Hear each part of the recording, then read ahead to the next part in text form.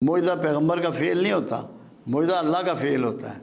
اپنی مرضی سے معجزہ نہیں دکھا سکتا پیغمبر، اسی طرح ولی بھی اپنی مرضی سے کرامت نہیں دکھا سکتا، وہ بن جاتی ہے کرامت۔ اللہ پاک ان کی لاج رکھ لے، لاج رکھتا ہے، بس یہی بات ہے۔ کچھ لوگ ہمیں اکثر سوشل میڈیا پر ہمیں نظر آتا ہے کہ وہ وظائف بتا رہے ہوتے ہیں کھلے کہ آپ یہ پڑھیں، تو کیا وظائف کے لیے کسی کی اجازت ضروری ہوتی ہے یا اس طرح کوئی بھی بتائے اور اس پر عمل کرنے کا فائدہ ہوتا ہے؟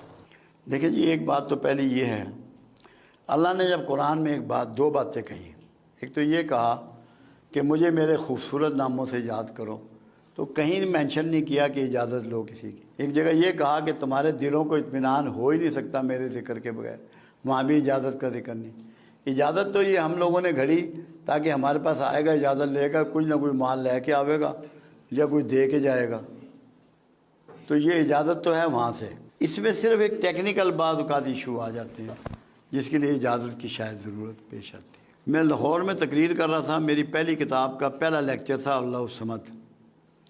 ایک ڈاکٹر صاحب تھے، انہوں نے پی ایچ ڈی کیا ہوا تھا ہسٹری میں، انہوں نے یہ سوال مجھ سے کیا۔ میں نے ڈاکٹر صاحب سے پوچھا، میں نے کہا آپ کیا ذکر کرتے ہیں؟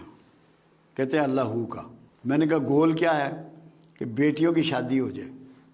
میں نے کہا اشفاق صاحب، ہو کہتے ہیں ویرانے کو، اللہ ہوت، مقام ہوت، جہاں کوئی روح نہیں پہنچ سکتی، کوئی مخلوق نہیں پہنچ سکتی، صرف رسول اللہ گئے ہیں، جبرائیل بھی وہاں نہیں جا سکتے۔ تو میں نے کہا ویرانہ مانگ رہے ہو اور بچیوں کی شادی مانگ رہے ہو؟